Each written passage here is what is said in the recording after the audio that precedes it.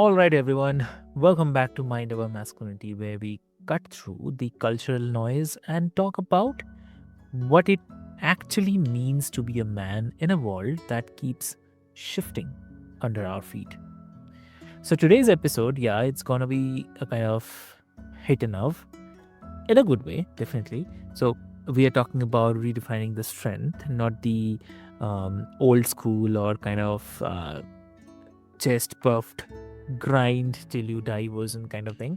So I mean the kind of integrated intentional strength that actually creates healthier men, healthier teams, and also healthier outcomes as well. So, and to unpack that, I have got a powerhouse in the studio. So please welcome Terence Davy. So welcome to the show. Hey, thanks so much. Happy to be here. Amazing.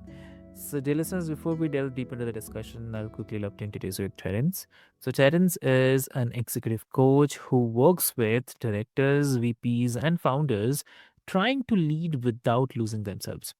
So, he built his career in high growth SaaS, rose fast, delivered massive results, and then crashed hard.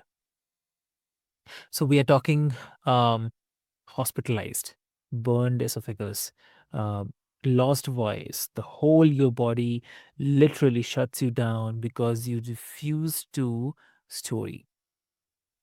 So today we are diving deep into the intersection of masculinity, performance, and integrity and inner alignment, the version of strength that men were taught and the version that they actually need. So, why to wait? Let's get started. Welcome to the show again. Yeah, thank you. Let's get into it. Amazing. So, Terence, like when you think back to that moment where the stress literally sent you a kind of hospital bed, so what part of your identity cracked first? That's a great question. Mhm. It's hard to say what cracked first because I wasn't paying attention to any of the precursors before until everything broke at once. Um, but if I really think back and I understand my emotional patterns a little bit better now, I think the first part of my identity that cracked is being a health conscious individual. I completely released all of the mindfulness and exercise practices that actually gave me the energy to work in the way that I did, and exchanged that for just working more hours, just pushing harder. And that was probably the first domino to fall. Mm, got it. So, okay. I mean, when did you realize that it wasn't just kind of burnout, but it was a whole model of masculinity that wasn't working for you anymore? Mhm. Uh, Mhm. yeah, that realization came in the couple of weeks following my hospitalization, where I mentioned I had a burned esophagus and I literally couldn't speak. I couldn't put two words together. People couldn't understand me. But I still went back to work and participated in meetings and paid attention to what was going on. Uh, and realized like I got myself into that position where my family was terrified. Like I actually decreased my usefulness in the house, which was a super important thing to me, being able to produce and take care of my family. Like that went away because all I was doing was pushing and pushing and pushing. And I realized that I needed a different way. Like I was taught my entire life, you just work harder. You see a wall, you go through it, you go over it. Um, but I hadn't been taught to like really pay attention to the whole and understand like what are my limitations, and when I encounter those limitations, how do I, instead of pushing harder, open up to allow more folks to help and to just ask for help. So yeah, the couple of weeks following my hospitalization were the real transition point. Okay. When so many guys don't realize that they're burning because the world keeps um praising smoke, right? Mhm. Absolutely.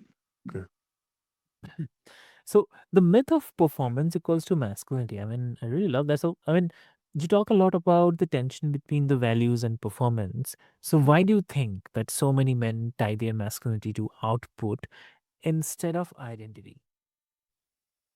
I I think it's largely cultural and learned patterns. Like I can speak from my own personal experience. I grew up in a household with a very traditionally masculine father who like outwardly taught me from a really young age that the only emotions that I was allowed to express were anger and happiness, which kind of immediately robs you of the full array of emotional experiences Mm, that we do have, whether we're paying attention to them or not, they're happening. Uh, so yeah, you start off with a kind of a learned desensitization to all of these other emotions, and then on top of that, I was a very competitive kid, like, and I played sports. Specifically, I played football when I was younger, which at that time the entire culture of the team, the entire culture of the locker room was just be aggressive. We actually had it written up on the wall that pain is weakness leaving the body. And so you learn to shut off your pain response and you learn to think like if I'm in pain, that means I'm working hard and it's good.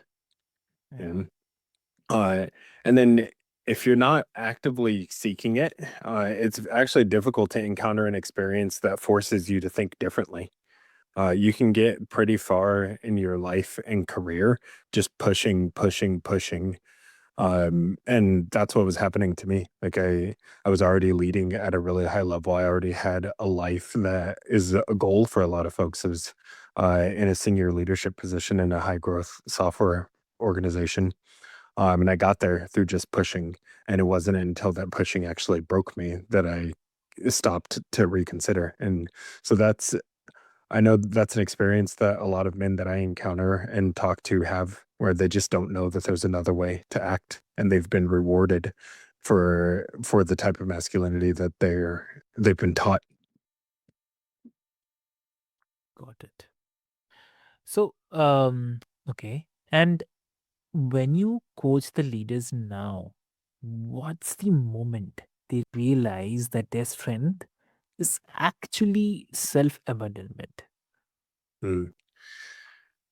It varies the actual moment, which I call a threshold moment, where they're presented with an opportunity to step through this threshold and think about their life in a different way, or turn away and continue to do things the way that they did. It comes in a number of different shapes and sizes for folks. Um, Sometimes it's in the form of burnout. Sometimes it's a break in their relationships at home when they've been pouring so much energy into work that they've forgotten about their home. um, Sometimes it's just getting away from the noise for a little bit and realizing that they're not happy. Uh, but so the way that people approach that threshold is kind of specific to the individual. But the way that I encourage people to actually go through that threshold is by connecting to their deeper values that supersede work. So it's like, what are the things that actually drive you? And sometimes it can take 10 conversations for someone to really feel comfortable going deep enough to identify what's truly important to them and shed all of the layers of expectations and their job and their roles and their identities as a leader, to actually go through that threshold. Got it. Got it. And I mean, you build your practice around integrated leadership, aligning the values, behaviors, systems. So, for the men listening, what does integrated masculinity look like? Mm. Yeah, it looks like being open and present with your emotions and your intuition, and rising above this idea that men are just kind of linear aggressive builders, and actually that we operate in systems and that we need to take a systems approach as well. um Masculinity and femininity are like one way that they're often compared is that women are more relational and men are more objective based. And I think that's limiting on either side. I think you can like each individual, regardless of their gender, has the ability to express all of these different traits. Mm, And so it's thinking more deeply about your relationships. Like, doing the individual work to understand and communicate your own emotions instead of offloading that work to a partner, for instance. Um, but at the same time, it's not letting go of the masculine aspects as well. So there is beauty in being able to push and work hard. There is beauty in being goal focused and goal oriented and achievement focused. It's more about finding a balance. Got it. And okay, so like, what's the first tiny practical behavior change that signals a man is shifting from reactive to intentional leadership? What do you say? Mm.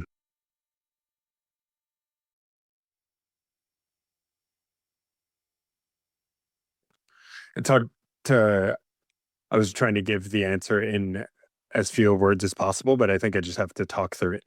Um, it's this process of getting out of your own patterns, kind of being able to view yourself as an observer, you know, disconnecting from the habits that have driven you each day, kind of unconsciously, and viewing your patterns consciously. And there's a number of ways that we can encourage and support that type of exploration.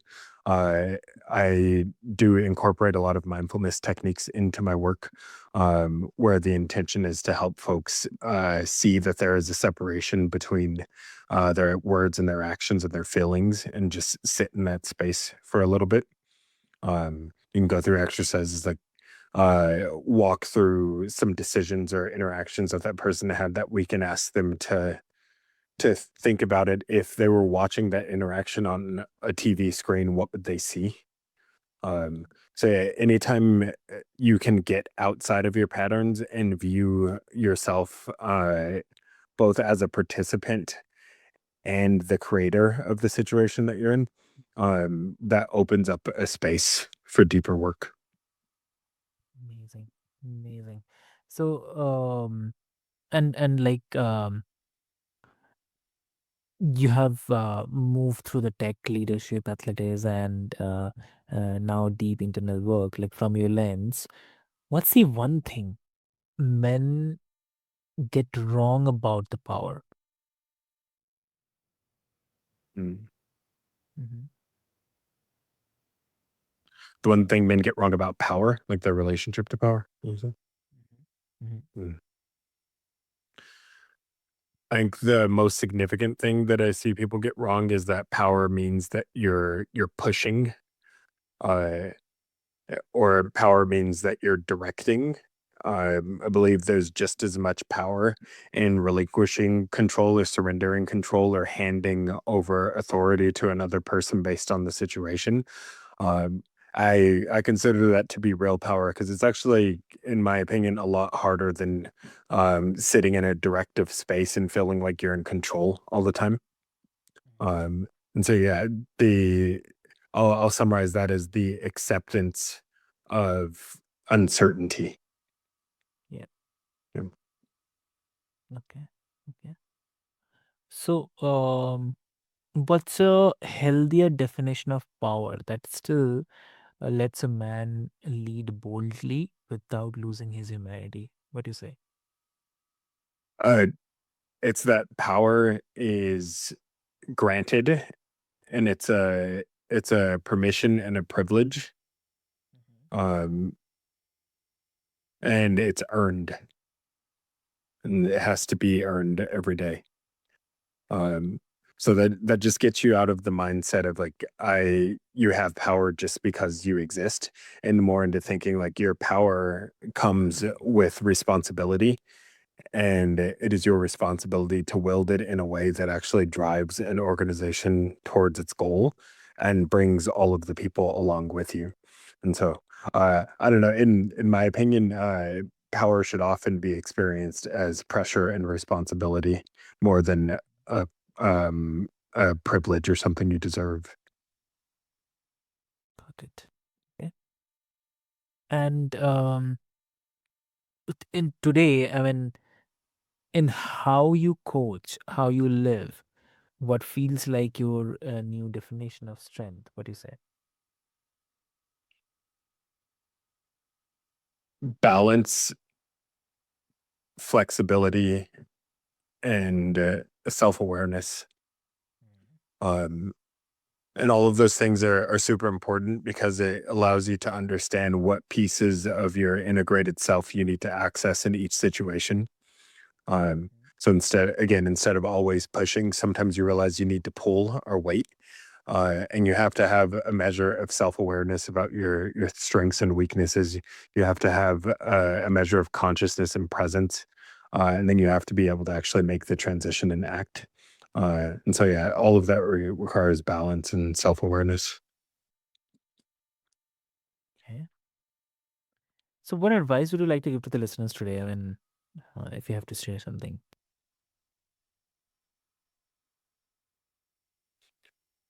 There's two things.